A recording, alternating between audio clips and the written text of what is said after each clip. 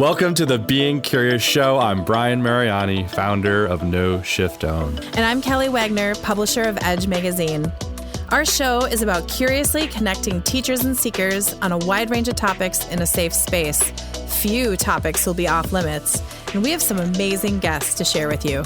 Our intention is that our conversations will spark your own curiosity to create a life that lights you up and inspires you to be kind, thoughtful, open-minded to yourself and others. We are on AM 950, Sundays at 2 p.m. and all podcast platforms. So, Brian, what are you curious about today? Kelly, I am so excited for our show today and our guest. And, we often have, sometimes we have more kind of challenging, difficult conversations. And we're really, we want so much diversity in our show. And we want there to be, some shows where it's really practical and it's like, here's something that you can just take away, whether it's breathing or Reiki or energy healing, something like that. But we also want to really have our show be a place where people can tell their story and, find a place where there's a connection that can be made, because life has its ups and downs. We all have challenging days and rough patches. And it's really those people who are able to go through and come out the other side and really become leaders that can be inspiring and can really give the many the opportunity to find a place to be connected and find their people, so to speak, and find hope. And that's what I'm really excited about today. So our guest is Amanda Blackwood. She is an author, she's an artist, she's a speaker and a survivor. And her website, growthfromdarkness.com, is where you can find her. Kelly, is there anything you want to share, before we introduce Amanda? You know what? I love that. She's magical. I've shared a little time and space with her, and I actually have her book here too. Amanda, I brought the book. To have such a bright light, to have gone through some of these human experiences that she's been through, and to wake up and say today's going to be a great day. And I just, I'm so glad to welcome you and create a safe space on our show to have you here, because it's really important. And you have courageously stepped out into the light to share about the darkness. And I think a lot of people try to stay in their little bubble and this isn't happening and this doesn't happen in the world and everything's just fine. And some stuff's really happening. And you are a survivor, but you also are a catalyst for change and awareness. And I just want to let you know that you're not alone. And I think the show is going to be extremely powerful for a lot of people. And yeah, we're going to touch on some experiences and topics and have a discussion that might make people feel a little uncomfortable. But that's what we are going to do it in a curious and a safe space. And I want to say that out loud, so when we start really diving in, people understand that we're doing this very heart-centered and very, again, in this, I just keep seeing safe space, and we need you. We need you here, and there's a reason why you're here and with our show today. So Amanda, thank you for being here. Of course. Thank you, Kelly and Brian, both, for welcoming me. I'm excited to be here with you guys. What I do is, it's important to me, but I know there's a few other people out there it's important to also. Oh, just a few. That's oh my for goodness.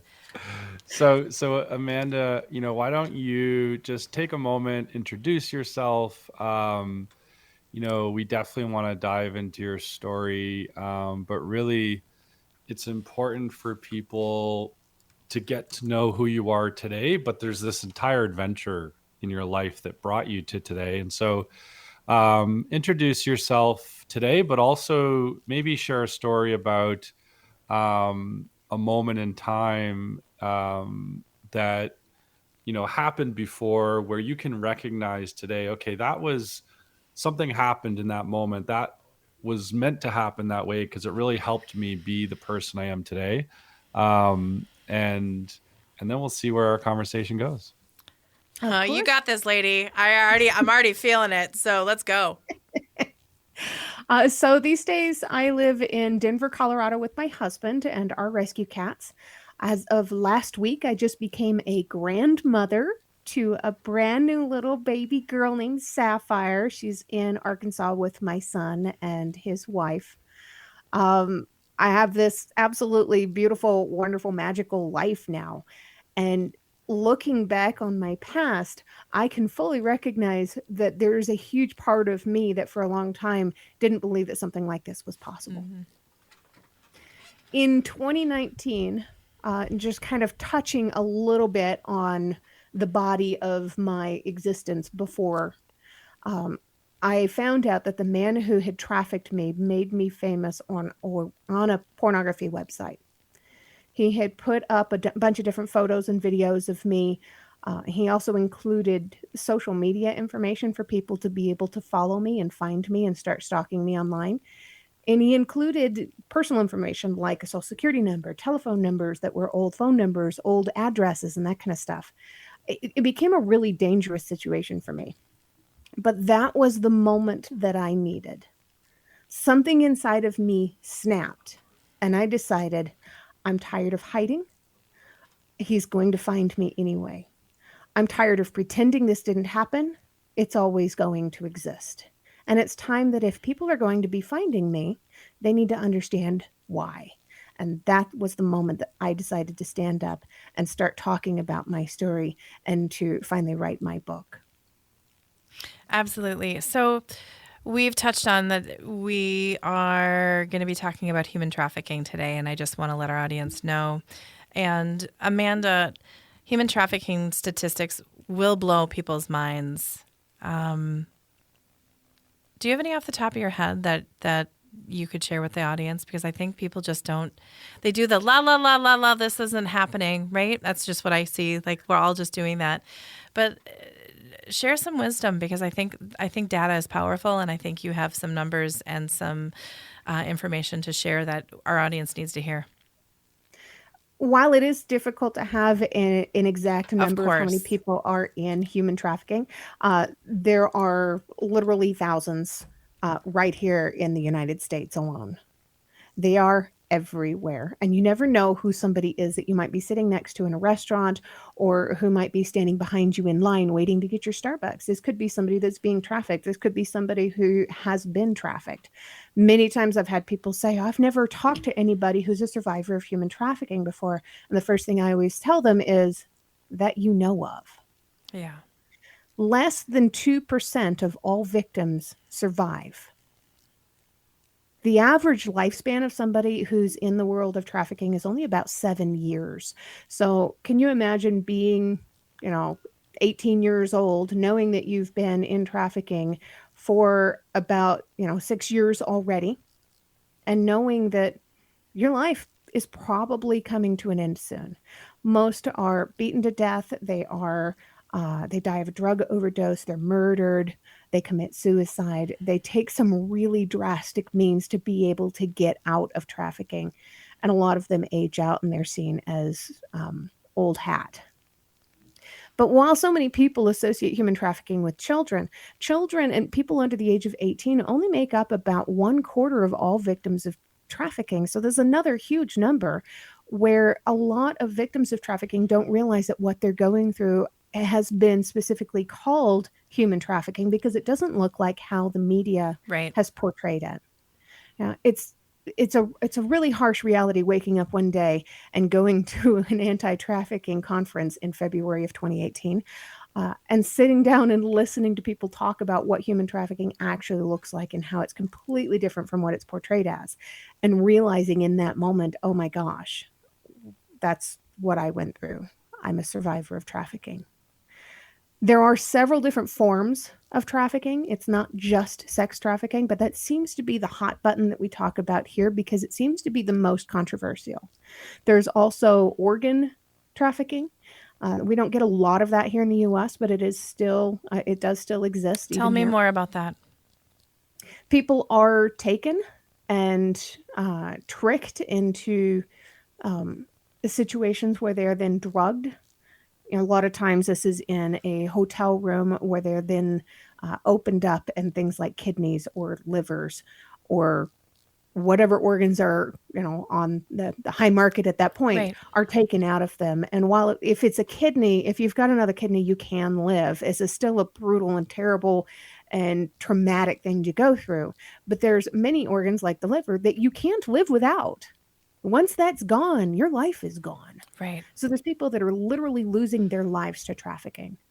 There's also child soldiers. We hear about this a lot over in Africa. That's a form. Tell us more about this too. And I might be doing this a lot today, but I want to hear your words. You're good. Child soldiers are young kids that are conscripted into pseudo military service, usually strong armed into it, stolen away from their families, and trained to use weapons, guns, knives, whatever. They're then forced by these cartels or guerrilla gangs to go and do the bidding of whichever political leader it is at the moment. A lot of these kids don't make it out alive. This is another um, instance where the lifespan is extremely shortened. Oh goodness, yeah. Yeah. And what other types of, just because we're opening it up, what other types of trafficking to our audience know about? The most popular form of trafficking in the world is labor trafficking. Tell me more about that. This is a massive problem everywhere. It's not just here in the US, it's not just in Mexico. And while there are some overlaps between human smuggling and human trafficking, it's important to understand the difference. Bringing people across the borders or transporting a person from one place to another is considered human smuggling. And while that can turn into trafficking through labor and exploitation, it's a completely separate issue. Both of them need to be addressed. Absolutely. But labor trafficking, they can put people to work out in the fields. Back in the 1800s, it was referred to as slavery. So human trafficking is where they would put people out in the cotton fields or in the corn fields to do the manual labor that the people who could afford to pay for the labor didn't want to have to do. Yeah. Somebody's making money and it's not the person doing the work. No. So the Department of Homeland Security specifically defines human trafficking as the use of force, fraud, or coercion to obtain labor or sex acts from another person. When you break it down and really start to analyze what each of those words mean, you can hear that money isn't mentioned in there. I know. I didn't hear that. Yeah. So while there is a lot of overlap with prostitution, also there's a very small percentage of people who are in the sex work industry who are there by choice. They did not force themselves into this world. They're not frauded into it. They're not coerced into it by anybody but themselves. Mm-hmm. If there's any kind of trafficking going on, they're doing it to themselves. This is their choice. But it's such a small percentage. I was about to say that's got to be I'm honoring everybody, but I would assume that's a smaller percentage of the Right. people involved. They estimate it's somewhere between 5 and 7% of all prostitution is by choice. Yeah.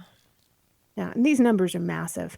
Another number that I wasn't aware of for a long time is that more than 85% of all pornography is created using victims of human trafficking. They're forced into it, as I was. They're frauded into it by being offered large sums of money and not being paid. They're coerced into it, a lot of times with promises of freedom, of being able to get away or making the abuse stop. And I experienced a lot of that too. If you do this one more time, you won't have to do it again. I can't tell you how many times I heard that one. Oh my goodness. Right?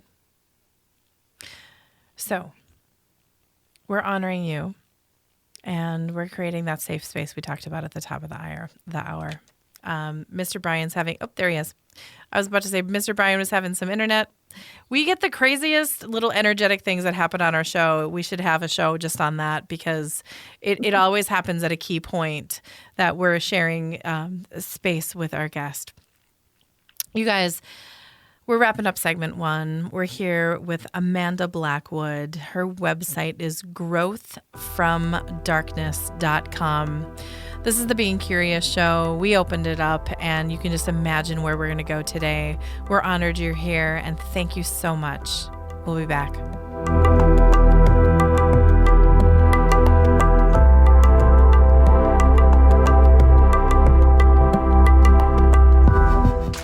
Life is full of crossroads, and navigating them can be daunting. But fear not. Join us on Navigating Life's Crossroads Pathways to Freedom with Leslie Wegleitner, your guide through the journey of self-discovery. In a world filled with inner conflict, external pressures, and the constant tug between your choices and others' expectations, Leslie will help you face your fears head-on.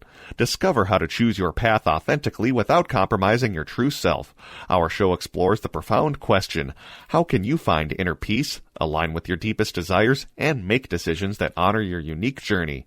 Leslie's wisdom and expertise will inspire you to embrace your own path and empower you to move forward with confidence and clarity. Don't let life's crossroads overwhelm you. Tune in to Navigating Life's Crossroads Pathways to Freedom and embark on a transformative journey towards self-discovery and true freedom. It's time to find peace within and make choices that resonate with your heart and soul. Join us and let's explore your path to a life you truly deserve at LeslieWegleitner.com. Join us at the Souls of Spirit Spiritual and Holistic Expos as a part of your spiritual awakening journey. Get ready for a day of enlightenment and exploration at one of our upcoming expos. Our events are where all things spiritual and holistic come to life. Experience a diverse range of vendors offering healing jewelry, natural products, and metaphysical merchandise. Immerse yourself in the mystical arts guided by mediums, psychics, and Reiki practitioners. Interact with energy healers and health professionals ready to provide rejuvenating services. Be one of the first 25 attendees and receive a fantastic gift bag full of treasures from participating vendors. Bring your loved ones along. These family-friendly events have something special for everyone. The $5 entry fee includes educational speakers and up to 40 vendor booths. Mediumship group gallery is just $25. Free expo admission for those under 12 or showing military ID. Find out more about upcoming events in North, South Dakota, and Montana at soulsofspiritexpos.com. Are you ready to dive into a world of exploration, enlightenment, and higher consciousness? The Edge Magazine media platform is your ultimate one-stop shop for all things curious. They're a vibrant community of seekers and teachers passionate about sharing their gifts and abilities to help the collective explore, develop, and understand their journey towards higher consciousness. EdgeMagazine.net receives over 13,000 viewers each month, boasting unique articles, enlightening forecasts, and insightful book reviews. Over 16,000 copies of the Edge Magazine are printed every other month and distributed to over 600 locations across the Midwest. Experience a world of opportunities with Edge Magazine. Unleash exposure through enticing print and online ads, Edge Partner Directory membership, and community calendar listings. Share your expertise in radio and multimedia interviews, connecting with their diverse community. Join their vibrant events, connect with like-minded individuals, and share your gifts here, there, and everywhere. That's edgemagazine.net. Discover Strains of the Earth, your go-to destination for all things holistic. This family-owned dispensary in Jordan and Carver offers a curated collection of high-quality CBD products, such as topicals, tinctures, and more. Our knowledgeable staff members can guide you with expert recommendations and responsible usage tips. Explore the selections at strainsoftheearth.com and enjoy convenient delivery right to your home. Strains of the Earth, saving the world with CBD. Hey everybody, we are back. That's really jazzy music, Patrick, for today's show. He's laughing. I was thinking the same thing. I was just like, wow. Because we do have some intro music that's kind of calming and but because we're just gonna zest it up and We're go for it. finding the light in the darkness as always, right, Kelly? Absolutely.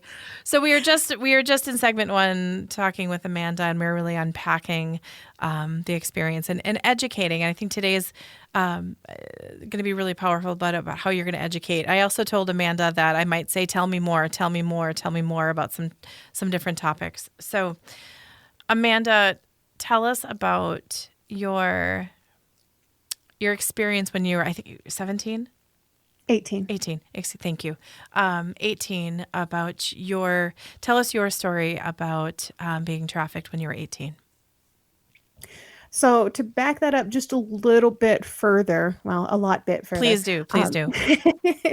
Most survivors of human trafficking experience something that's very common among all of us, and that's early childhood abuse. So I was molested at 4, again at 12, again at 13, again at 15, again at 16, raped at 17. So with all of this in my background, I had grown up being treated as a sex object my entire life. I had problems with human connections. I did not have a close relationship with my father, which forced me out mentally to seek relationships with other men. Mm-hmm. When I was 18, my boyfriend at the time was a man who was more than twice my age. Again, I was looking for this father figure. Right. I was convinced I was in love with the guy. I did not know when I met him that he had ties to organized crime. For his best friend's birthday, he loaned me out as a party favor. He told me, the way it was framed was that I was going to get an all expenses paid trip for the weekend to Las Vegas because this guy just wanted to have me to hang out with him because I made him laugh. My mind immediately went to the roller coaster that's at the top of New York, New York. I had gone on that roller coaster once when I was 17. I was a teenage runaway. I loved that roller coaster and couldn't wait to get back on it. And when we got to Las Vegas, it was anything but that possibility. They immediately took me to what was then the Hard Rock Cafe Hotel. They rushed me up to the room, and I was told that I was to remain in that room. If I left the room, I did not have a key to the room and couldn't get back in. My name wasn't on the registration, so I wouldn't have been able to go up to the front desk to ask for another key to get in.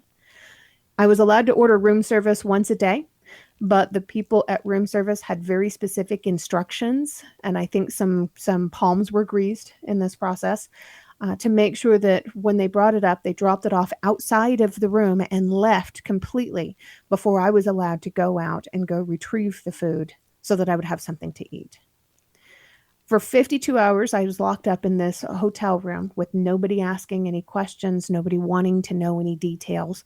Everybody, I'm sure, was under the mindset of, it's not my problem. And the things that happened to me in that hotel room were beyond description. They were horrific. I was still a relatively innocent kid, even though I had already been through so much at that point. There were things that I had never experienced that I was forced to go through. And I knew that if I left and just wandered out onto the streets of Las Vegas, I was going to end up in a much worse situation than what I was already in. I didn't want to go that route. So I had to put up with what was being done to me for 52 hours to be able to get back to where I was living at the time and to get my things and move on. But going through that 52 hours at that point in time was the hardest and most difficult thing that I'd ever had to go through. How do you detach in that? Because I see you going through it. How do you go 52 hours? How do you mentally get through that?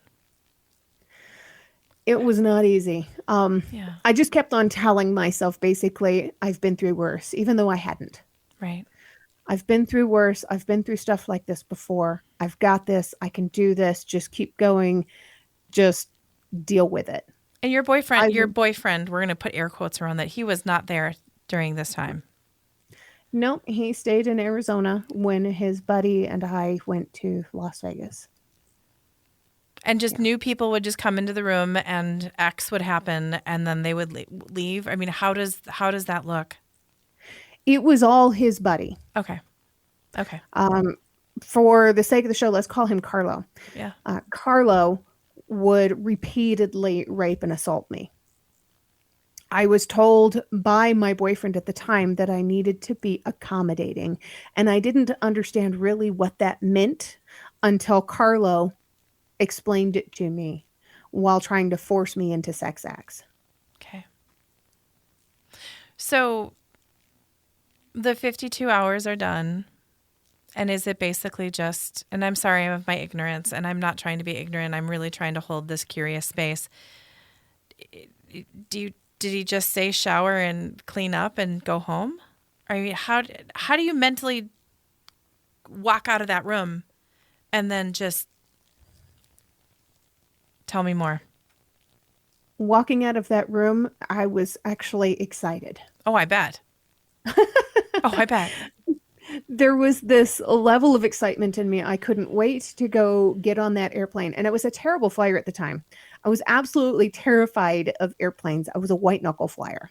Uh, After everything that I went through, and we'll go through more of that later on, I eventually became a flight attendant. So obviously there's been some huge mind shift when Right. it comes to all of this. Absolutely. I started to recognize that the planes were actually my saving salvation. Absolutely. Now, did That was he how fly I- with you, or did he basically just give you your plane ticket and say, get out of here? Oh no, he was with me the whole time. He held on to my ID. Got it. And then he handed you off to your boyfriend when he picked you up at the airport. Yes. Okay. Wow. I was urged to keep whatever we did to myself. My Okay. boyfriend didn't want the details. Got it. So what do you get home? I think we're going to do some air quotes here today. You get home, and then is he just acting like everything's quote normal? Yes, absolutely.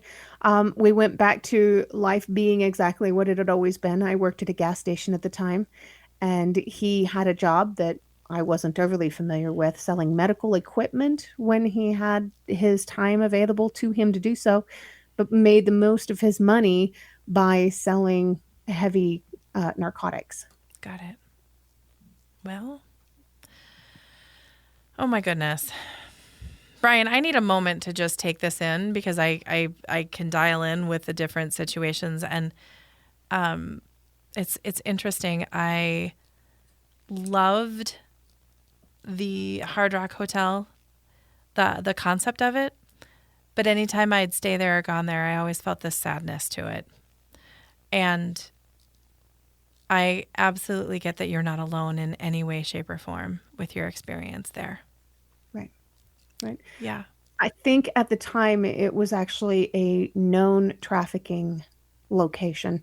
It was easier to grease the palms there. It was not on Main Strip. It wasn't heavily investigated. First stop right off the tram, last stop right before the airport. I mean, it's just an in and out. Yeah. I mean, I'm not just trying to be light with that, but it's Right.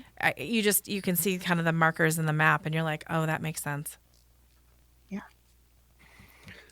Yeah, I mean, I think that this is it's a very important conversation. It's obviously a difficult one.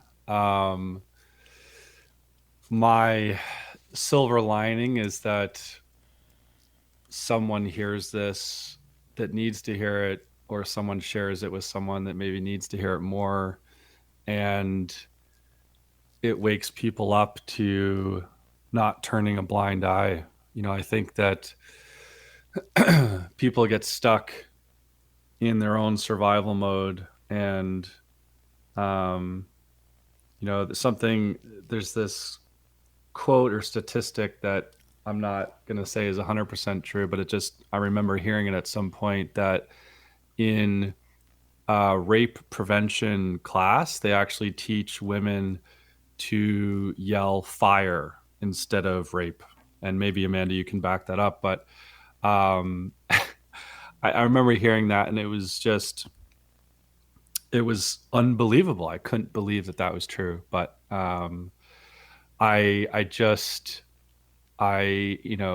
sitting here having this conversation, it's very hard for me to be here to be in the conversation.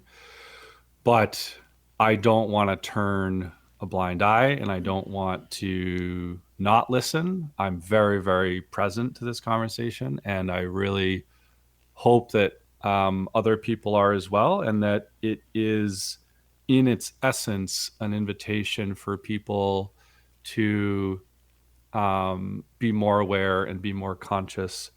And not to say that the invitation is like, overwhelm your world that this stuff is happening. I don't think that's at all appropriate. It's not like we don't want to live in this space of like all these negative things, because then that's what we'll attract. But it's more being the type of person that is conscious and aware and walking your path so that you have the ability to reach a hand out, to have a question if something doesn't look right, like working in a hotel and knowing that there's a young girl in a room and there's these instructions, and maybe there's someone out there that could say something at some point. So, or a flight attendant, or I mean, there's so many, or a gas station, or it's being mindful, and when your gut's screaming at you to act. Right. And I do remember on the way out there, there was a flight attendant that had some questions about who we were and what our relationship to one another was. And he explained it as he was my uncle. And that should have been a key indicator to her that there was something wrong. But there wasn't enough education at the time for people to really get that. Absolutely. and I think we do live in a different. I know we live in a different time now where because of the internet and because of social media and just this access to so much information that just wasn't available before, people are more alert. And I could see that playing out today where someone says that and someone's like, hey, something just doesn't smell right. And before you know it, there's 5 people asking questions. It's not just one person. And it's not to say that we still don't exist in a world where not enough people are asking questions all the time. But I think your experience and what you're bringing out to the world was meant to happen right now. And it's an even bigger opportunity for more people to have a consciousness around this. And so thank you for your courage. I mean, it's astounding. Yeah. It's astounding to witness in person. And I'm sure for those listening. So What organizations should people be working with? So if we have, telephone numbers or websites that if someone is listening to this and they can casually reach out, which ones do you recommend that people reach out to? One of my most favorites is called Alight. Alight pairs victims of human trafficking with legal services. They were the people who paired me with a law firm in New York City, and that law firm was able to reach out to the different pornography websites and start getting that stuff pulled down immediately. No matter which organization that you decide to pair with, make sure you do your research and make sure those people are actually doing the hard work.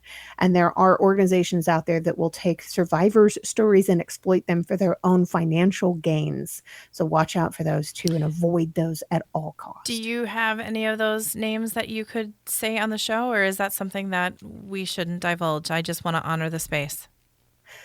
I would say avoid the most famous and most popular one here in the United States, known as Operation Underground Railroad. Okay. How do you spell the website of the light one that you just discussed? I just want to make sure I'm spelling it right for everybody.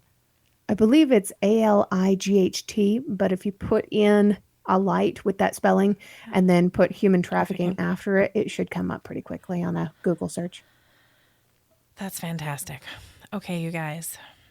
We are wrapping up segment 2. I mean, oh my goodness. We're here with Amanda Blackwood. She is an author. She is an artist. She is a speaker. She's a survivor. She's an amazing soul on the planet right now. We have her book right here, Custom Justice, that we're going to dive in a little deeper into the next segment. Amanda, I just want to thank you for being here.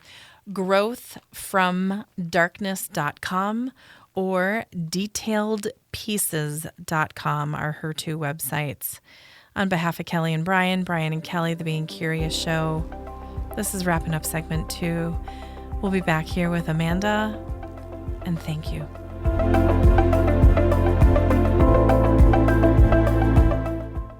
Life is full of crossroads, and navigating them can be daunting. But fear not. Join us on Navigating Life's Crossroads Pathways to Freedom with Leslie Wegleitner, your guide through the journey of self-discovery. In a world filled with inner conflict, external pressures, and the constant tug between your choices and others' expectations, Leslie will help you face your fears head-on. Discover how to choose your path authentically without compromising your true self. Our show explores the profound question, how can you find inner peace, align with your deepest desires, and make decisions that honor your unique journey?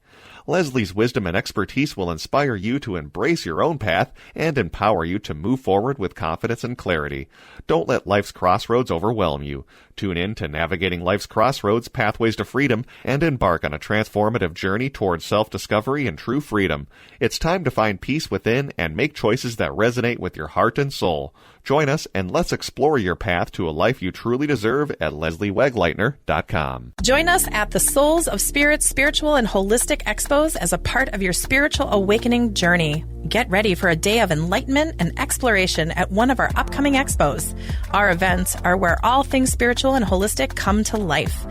Experience a diverse range of vendors offering healing jewelry, natural products, and metaphysical merchandise. Immerse yourself in the mystical arts guided by mediums, psychics, and Reiki practitioners. Interact with energy healers and health professionals ready to provide rejuvenating services. Be one of the first 25 attendees and receive a fantastic gift bag full of treasures from participating vendors. Bring your loved ones along. These family-friendly events have something special for everyone. The $5 entry fee includes educational speakers and up to 40 vendor booths. Mediumship group gallery is just $25. Free expo admission for those under 12 or showing military ID. Find out more about upcoming events in North, South Dakota, and Montana at soulsofspiritexpos.com. Are you ready to dive into a world of exploration, enlightenment, and higher consciousness? The Edge Magazine media platform is your ultimate one-stop shop for all things curious. They're a vibrant community of seekers and teachers passionate about sharing their gifts and abilities to help the collective explore, develop, and understand their journey towards higher consciousness. EdgeMagazine.net receives over 13,000 viewers each month, boasting unique articles, enlightening forecasts, and insightful book reviews. Over 16,000 copies of the Edge Magazine are printed every other month and distributed to over 600 locations across the Midwest. Experience a world of opportunities with Edge Magazine. Unleash exposure through enticing print and online ads, Edge Partner Directory membership, and community calendar listings. Share your expertise in radio and multimedia interviews, connecting with their diverse community. Join their vibrant events, connect with like-minded individuals, and share your gifts here, there, and everywhere. That's edgemagazine.net. Discover Strains of the Earth, your go-to destination for all things holistic. This family-owned dispensary in Jordan and Carver offers a curated collection of high-quality CBD products, such as topicals, tinctures, and more. Our knowledgeable staff members can guide you with expert recommendations and responsible usage tips. Explore the selections at strainsoftheearth.com and enjoy convenient delivery right to your home. Strains of the Earth, saving the world with CBD.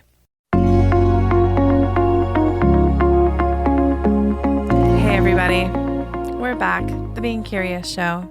Today we have Amanda Blackwood with us, and she is an author and artist, a speaker, and a survivor. And again, a soul on the planet right now that we are blessed that is here. So we started with when we were 18 and the Hard Rock Hotel experience. And then when you were 31, you had a Scotland experience. And really what we want to do, everybody, is we're going to touch on this experience and we're going to give Amanda a couple moments to talk about it, honor it, but then we're going to really focus on the yumminess of after and what's now and the magic she's creating. So Amanda, bring us back to Scotland. So when I managed to get away from Arizona and I floated around the country for a while, for a little bit, I ended up out in California. And while I was there, I decided to try this brand new world of online dating. Ooh. Lucky girl.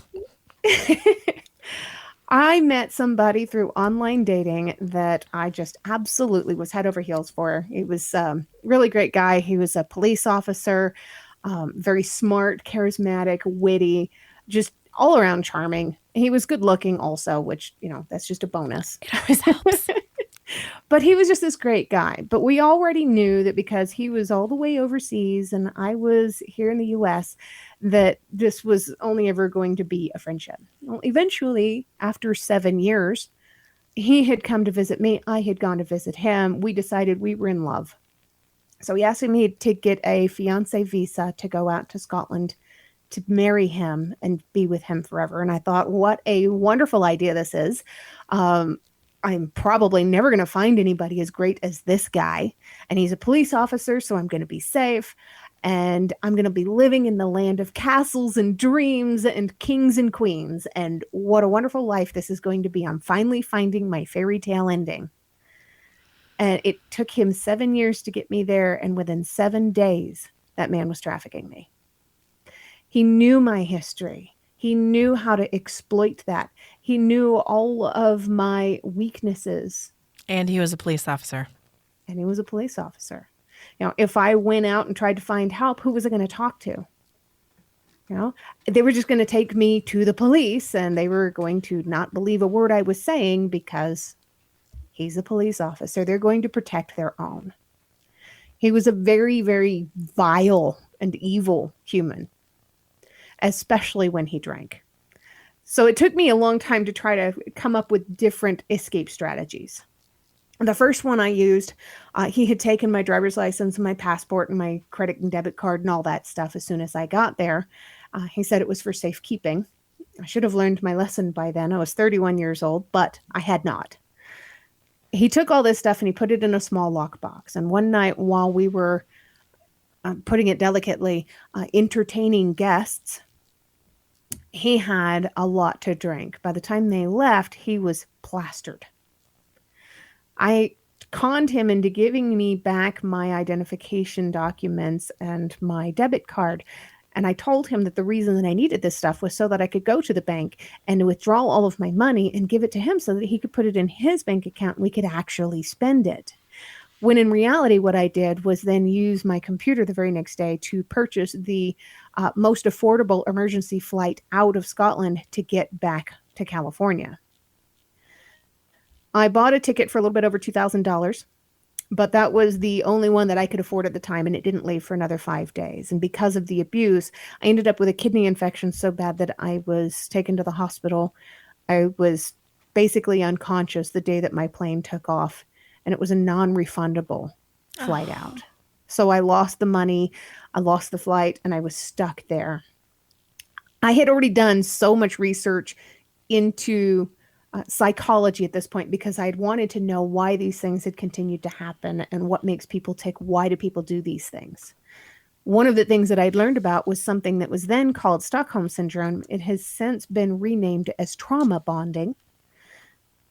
And I tried to convince him, as a police officer, he would have also been aware of these things. I tried to convince him that I had Stockholm Syndrome. And if he kept me there beyond my visa expiration date, he could lose his job as a police officer. But if he sent me home, I could come back in time for Christmas and it would be our first Christmas together. And wouldn't that be a beautiful thing? And so he sent me home. He bought a round trip flight. And the day I left was the day that I stopped being terrified of planes. And I tell people all the time that when I was in Scotland, I was so homesick for American soil and for Americans in general that I watched every episode of Air Crash Investigations and Law and Order because I needed to hear that American accent. So getting on that plane after seeing every episode ever made of Air Crash Investigations, I should have been terrified. But instead, I saw this as my saving grace. This was my salvation. This was my way out. I was more terrified of staying than I was of flying away and leaving. Yeah. So it was about a year and a half later, I became a flight attendant. I tell people all the time that I became the butterfly. I came from this horrible, ugly place. I went through basically what was considered a death in that 152 days in Scotland, being raped repeatedly. And when I left there, I became someone else entirely, and I got my wings. Where I am now is I'm a trauma recovery mentor. I focus on helping other people to let go of the trauma that they've been carrying around with them for so long. I'm not a counselor or therapist, so people don't have to feel obligated to tell me their stories. I help them with their basic trauma reactions and understanding where they are in the steps of trauma and how to fight back against all of that stuff to be able to have a better life. I do public speaking all across the country. I've got an event coming up June 24th out in Carlsbad, California. I'm going to be speaking for Shamrock Way, which is an organization started by former MMA star Frank Shamrock, who's a very good friend of mine.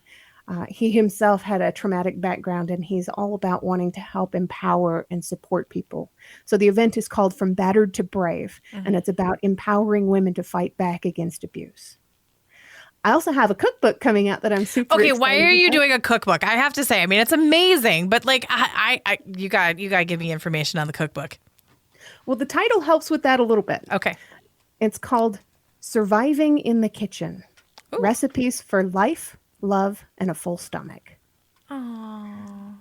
Part of my coping was trying to learn new things and to fill up my days with experiences that were going to make me feel more centralized to who I am. I've always had a passion for food. My mother was a terrible cook, so I learned how to cook out of self-defense. But I took that to another level when I got back from Scotland. I started cooking for friends and families. When I was in flight attendant training, I would cook for large groups of study buddies that would all come over and study in our hotel room. I loved to entertain. I loved to cook for people. This is one of my... it's your love language. It is. It's one of my love languages. This is what I do for people that I care about. And I learned my survival and my coping mechanisms in the kitchen. I learned how to not just measure flour, but to measure my trauma. I learned how to focus on something outside of feeling trauma reactions and started understanding why I was reacting certain ways to certain things. Because like a lot of people do when they paint, the brain quiets. I have something to focus on. I'm calm, I'm peaceful, I'm relaxed, and I know that whatever the results are in the end, I'm going to be nourished by this. Absolutely. And so therefore I'm nourished throughout the entire process. Okay, so you cook, and I can tell that you've done a lot of work here, there, and everywhere on finding your new normal. What else and what other advice could you give people on, I mean, trauma is trauma, right? And Kelly, I'm wondering, as you were talking through that, Amanda, I'm thinking, what are, I think successful people in life have a really good toolkit, and they know it, they wear it, they're adding to it, they're removing from it. And so what could you offer in the toolkit of, yes, a person, but probably, more specifically women? Like what are those signs, those red flags? Like what would be those things as someone is navigating through life where you go, in general, be on the lookout for these things and be aware? Like, do you have anything like that you can kind of offer? There are so many warning signs. One of the biggest things that I tell people is to figure out where your boundaries are and stick to them. You have to have healthy boundaries. This is in the forefront. I do have a book coming out next year that's about healthy boundaries, how to create them, how to navigate through them, and to understand that healthy boundaries aren't just telling other people what they are not allowed to do in your life, but to understand what it is that you're not going to allow yourself to do anymore. Now, it's so important. Healthy boundaries aren't just for trauma survivors either. Oh, it's for everybody. Yes, it's for every single person who is still breathing on this planet. It's so urgent. But one of the biggest red flags is a sense of manipulation. If somebody says or does something that feels like they're trying to manipulate you into something, they need to be told this is not okay. depending on their reaction, that may be the end of that friendship, that relationship. It has to have that healthy boundary to it. You have to understand that if somebody is trying to manipulate you and they're successful, they're not going to stop there. No, they'll just keep doing it. Yeah. And it's That's absolutely abuse. that is, I think, the purest, most kind of direct tool, and I absolutely love that. I think it's helpful for everyone. I'm sure it is, and it kind of brings up, okay, so that's kind of the front end, and then, on the back end after trauma, people experience it in all kinds of ways. Some people have panic attacks, some people shut down, some people drink, some people eat. There's a million things people do. What are some of the things that you've discovered for yourself, like when you feel you get triggered, and then you know yourself well enough to know that the worst of you would go to a place, but you've developed your own skill set to not go there? Could you talk through kind of how you work through that? Because I think it'd be abundantly helpful. Absolutely. One of the key things for me was education. I knew that there were such things as trauma reactions, but in my own research, I have compiled a list of more than 60 different trauma reactions, and a lot of them are all tied together with other trauma reactions. But in this, I've also learned that there's long-term consequences to not confronting these trauma reactions, and that there's always healthy coping mechanisms to be able to deal with them. I actually have a podcast called Growth from Darkness that's based on this concept, where my co-host and I talk about what the trauma reactions are, the long-term consequences of not dealing with them, how to fight back against them. And we talk about our own personal experiences with each of these, because as trauma survivors, we've pretty much all experienced these in some ways. If there's one in particular that she has not experienced, I have, and vice versa. But I've also discovered the grounding techniques, the 5 senses grounding techniques. So what are 5 things that you can see? What are 4 things that you can feel? What are 3 things that you can hear? 2 things you can smell, and 1 thing you can taste. If you go through this, it can actually help you to exit an anxiety or panic attack, and help you to refocus your thoughts and to understand what I'm going through right now is traumatic. This is terrible, and I need to change this. But it will put you back in a mindset where you're physically capable of being able to make a change. So That's so good. that is, I'm sorry, I'm like, woo. What is one thing you wish you could tell someone going through what you went through? You are so much stronger than you think you are. And understand that the old aphorism of what doesn't kill us makes us stronger could not be more false. You are already strong. You just have to find the strength within yourself to get through it. And not knowing that there's options available to you is the exact same thing as not having those options. If you don't know they exist, how are you going to use them? So look it up, find help. If you're needing somebody to be able to get you out of a bad situation, there are organizations in every single state across the United States. If they're the good ones that will actually do the work, they can help you. They have exit strategists. I've done some of the work myself. You can reach out to me. You can find a therapist or a counselor. And there is, here in the US, there's a brand new service that recently came out called 988. So instead of calling 911, if you don't feel safe calling the police, you can dial 988 from your cell phone or a landline, and you can receive emergency services that include a therapist or counselor and somebody with lived experience. They can come out to you. They can talk to you over the phone. These people are incredible, and for the most part, they're doing this as an unpaid service just to be able to help you. This is a great service. Use it if you need it. Absolutely. Oh my goodness, you guys. Amanda Blackwood, we're seeing the light, and I just want to thank you.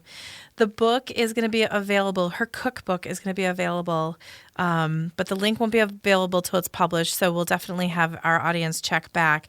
But if people mention this show, they can receive a mentorship guidance through trauma recovery for 50% off your normal cost through emailing Amanda at growthfromdarkness@gmail.com. On behalf of Brian, this is Kelly and the Being Curious Show, Amanda Blackwood. Thank you for being here. And we really appreciate you. Thank you. I love you guys. Have an amazing one. We'll see you soon.